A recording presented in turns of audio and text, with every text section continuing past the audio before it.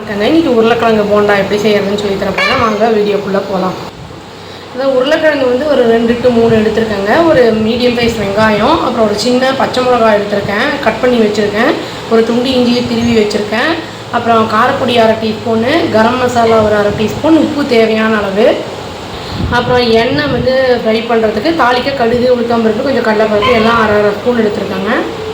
இப்போ வந்து இந்த மாவு வந்து நான் பன்னீர் ரெசிபி பண்ணேன் இல்லைங்களா, பன்னீர் ஃபிங்கர் பண்ணேன் இல்லைங்களா, அதுக்கு வந்து இப்போ தயாரித்த மாவு கொஞ்சம் மிச்சம் மீதி இருந்தது, அதை வச்சு தான் நான் பண்ண போகிறேன்.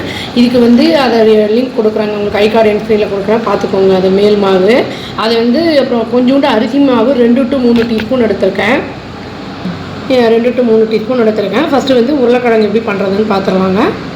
இப்போது வந்து ஒரு கடாயை ஆன் பண்ணி எண்ணெயை ஊற்றி கொஞ்சம் சூடு பண்ணி எல்லாத்தையும் ரெடி பண்ணிக்கலாம் அந்த மசாலாவை.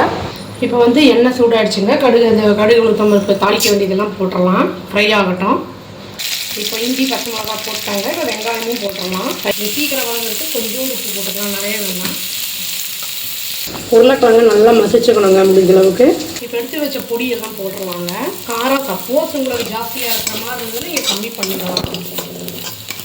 இப்போ மசிச்சு வச்ச உருளைக்கிழங்கையும் அதில் போட்டு நல்லா வந்து ஒரு ட்ரையாக இருக்கிற மாதிரி பண்ணிக்கணும். அவ்வளோதாங்க. இப்போ வந்து உள்ளே வந்து வைக்கிறதுக்கு ரெடி ஆகிடுச்சு. இப்போ மாவு வந்து வச்சுருக்கோம் இல்லைங்களா, கரைச்சி வச்சது, அதோட கொஞ்சம் அரிசி மாவு போட்டுடலாம். வந்து கொஞ்சமாக தண்ணி ஊற்றி பண்ணிக்கணுங்க. அப்படியே டைரெக்டாக இந்த ஏற்கனவே கரைச்சி வச்ச மாவில் போட்டோன்னா ஒரு மாதிரி கட்டி தட்டினாப்பில் ஆயிடும். இப்போ வந்து இதில் வந்து மிக்ஸ் பண்ண போகிறோம். ஃபஸ்ட்டு வந்து கொஞ்சம் தண்ணியை விட்டுட்டு இந்த அரிசி மாவில் இதோட மிக்ஸ் பண்ண போகிறோம். பாருங்கள், இந்த மாதிரி இருக்குது. இதை அப்படியே அந்த மாவில் போட்டுடலாம். இதை நல்லா மிக்ஸ் பண்ணிக்கலாங்க. இதில் வந்து ஆல்ரெடி உப்பு காரம் எல்லாமே போட்டிருக்கு. மைதா மாவு போட்டதுனால கொஞ்சோண்டு வந்து அரிசி மாவும் போட்டிருக்கேன், நல்லாயிருக்கும் கிறிஸ்பியாக. அந்த உள்ளே வைக்கிற உருளைக்கிழங்கு வந்து கொஞ்சம் நல்லா ஆறணுங்க. அப்போ தான் வந்து அது அந்த மாவுக்குள்ளே டிப் பண்ணி நம்ம எண்ணெயில் போடும்போது சரியாக இருக்கும். இந்த மாவு வந்து நம்மளுக்கு தண்ணியாக இருக்கக்கூடாது, கொஞ்சம் கெட்டியாக தான் இருக்கணும். மசாலா இருக்குது இல்லைங்களா, அதை உருண்டைகள் பிடிச்சி வச்சிடலாம்.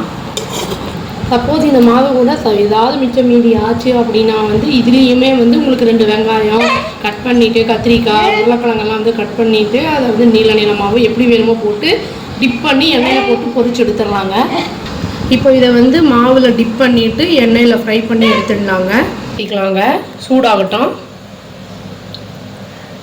வந்துருச்சுங்க, ரொம்ப கொதிக்கக்கூடாது, கருகி போயிடும். இப்போ போட்டு எடுத்துடலாம்.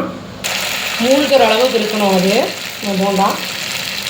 டேஸ்டியான உருளைக்கிழங்கு போண்டா ரெடி ஆகிடுச்சு. அதாவது இந்த பன்னீர் ரெசிபி பண்ணிங்க இல்லைங்களா, பன்னீர் ஃபிங்கர், அந்த மாவு இருந்தது, அதை வச்சே நான் இதையும் பண்ணிட்டேன். மழை காலத்துக்கு வந்து ரொம்ப நல்லாயிருக்கும். சட்னி பண்ணலாம், கார சட்னி, தேங்காய் சட்னி, இது வேணால் ரொம்ப டேஸ்டியான ரெசிபி. வெங்காய பஜ்ஜி கூட இதில் பண்ணியிருக்கேங்க, ஒரு 4-5. அவ்வளோதாங்க. Thank you. Please do like, share and subscribe our channel and click the all option and tap the bell icon. Thank you.